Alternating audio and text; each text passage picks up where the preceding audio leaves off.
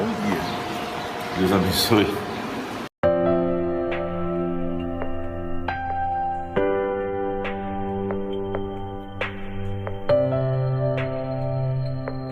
Aleluia, aleluia, aleluia, aleluia.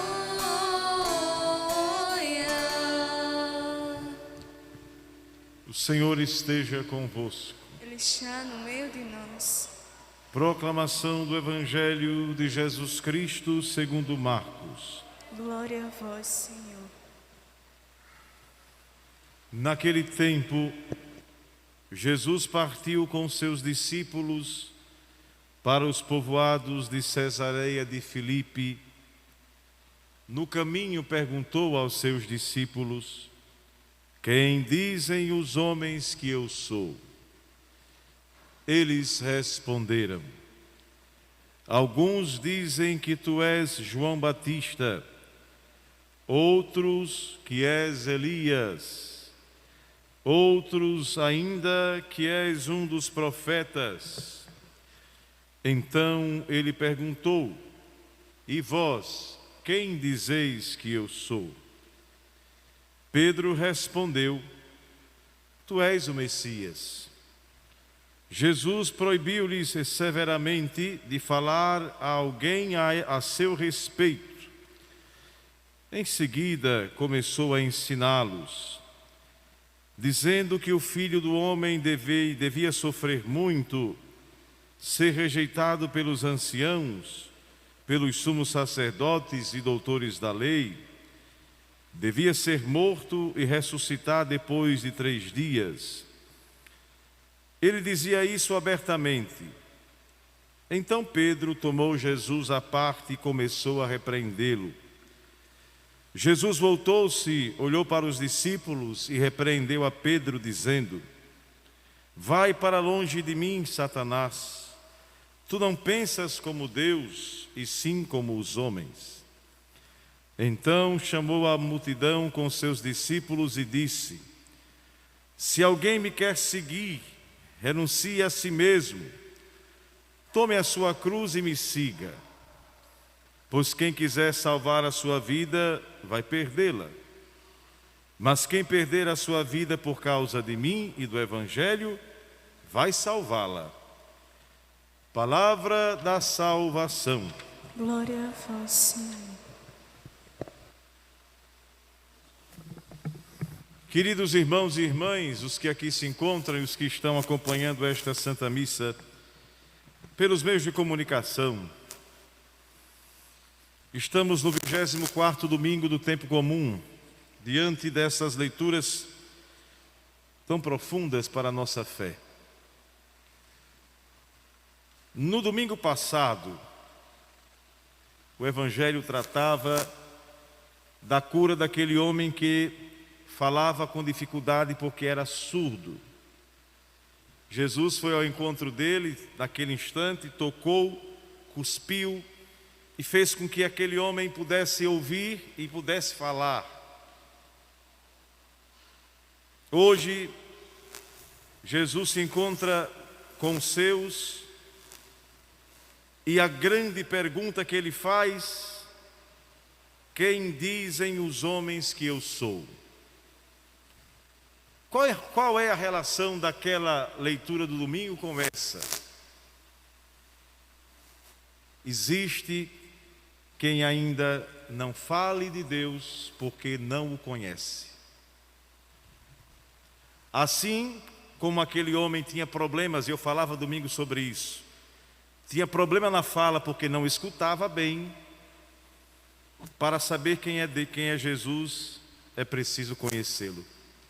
Por isso que ele pergunta: quem dizem os homens que eu sou? Aí eles vão dizer: alguns dizem que tu és João Batista, outros que és Elias, outros que é um dos profetas.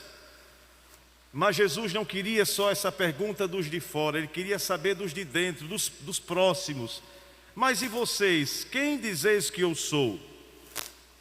Pedro disse: tu és o Messias. Essa resposta de Pedro já merecia uma atenção muito grande, porque ele conseguiu reconhecer que ele era o Messias.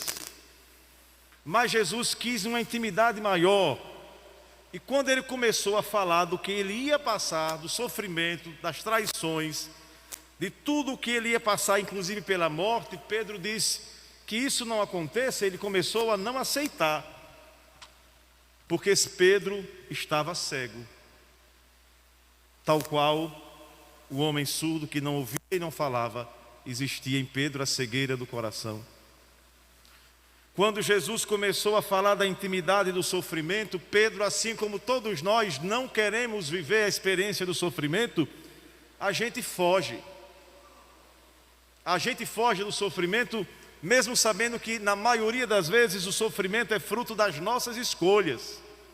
O sofrimento não vem de Deus, Deus não quer o sofrimento humano, Deus nunca quis que o pecado agisse no mundo.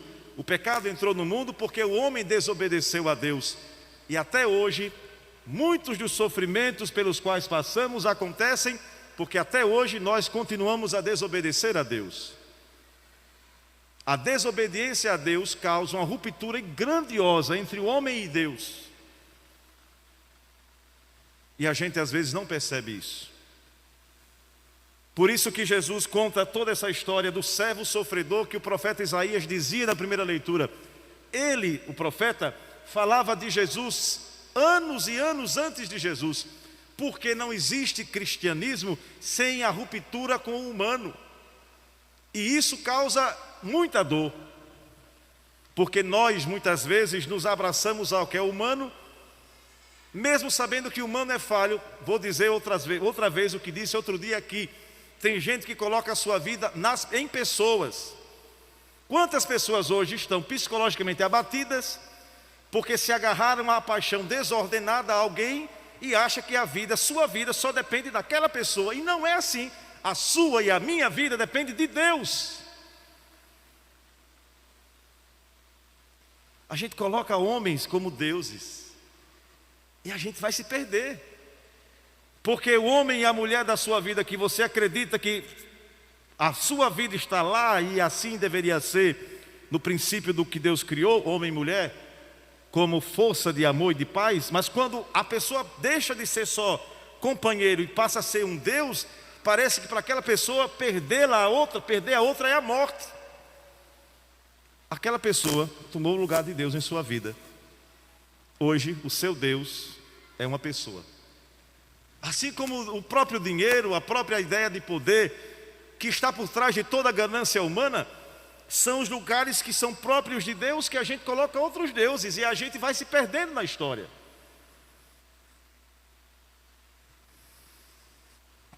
O cristianismo nunca foi um sonho de uma ideia, de uma... Como é que eu posso dizer? De que seria muito fácil. Carta de São Tiago hoje, segunda leitura. Do que importa, do que vale dizer que tem fé se não ajuda ninguém? Do que vale dizer que tem fé se não tem compaixão de ninguém? Do que vale dizer que tem fé se acha que o que tem hoje parece que é tudo na vida, se apossando das coisas, humilhando os outros? Quanta gente hoje pisa no outro achando que tem, não tem nada. Não tem nada, porque amanhã Deus tira tudo e você vai viver de quê?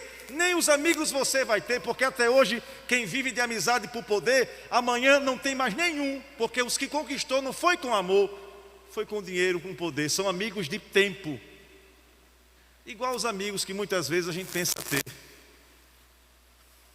Outro dia eu vi uma frase de um padre que colocou lá no Instagram dele, dizendo assim, em tese era isso: o traidor Judas comeu, viveu e estava com Cristo o tempo todo. As maiores traições que a gente vive no mundo são dos próximos, são das pessoas da gente, são dos que se dizem amigos, são dos que estão conosco todos os dias, são os que passam a mão na cabeça da gente e por detrás dão uma facada. Essa é a realidade de um mundo que até hoje vive assim. São as maiores dores. Eu digo, para um padre, a maior dor de uma das maiores são as traições da dinâmica pastoral. Ninguém quer viver de aplauso, o padre não quer viver de aplauso, não é para isso que a gente está aqui. Mas a gente até às vezes detecta um suave veneno do mal. De pessoas que a gente sabe que para se sustentar na oratória mentem demais, falam demais, só vivem de falar dos outros. Não, minha gente, não pode ser assim. Uma comunidade de fé deve superar os defeitos e evidenciar as qualidades. Porque todos nós somos errados na história. Todos nós temos um preço a pagar.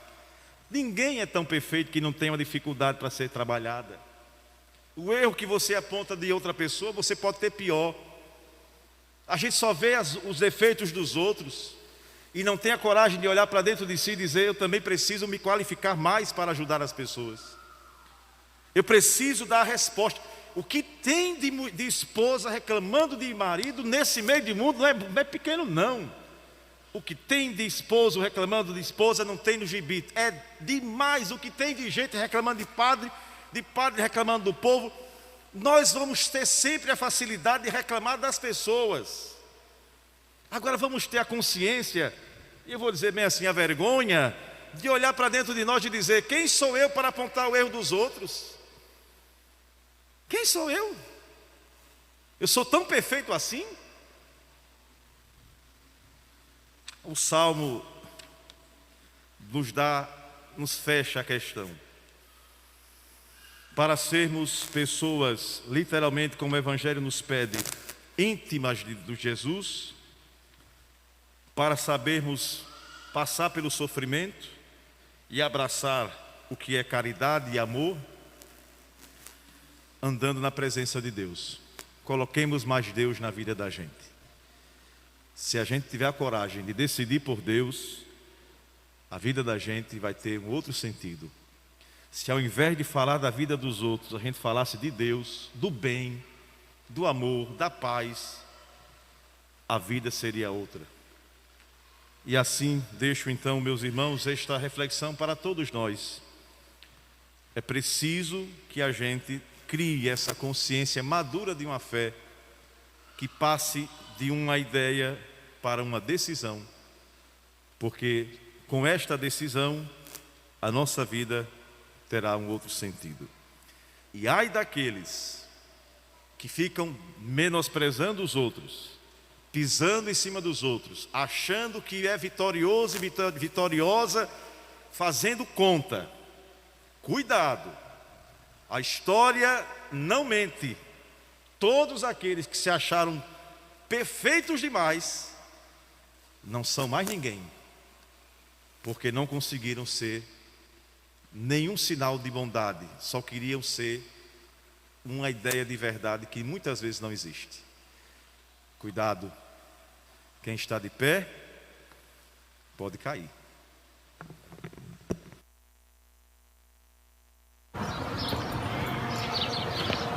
Bom dia. Deus abençoe.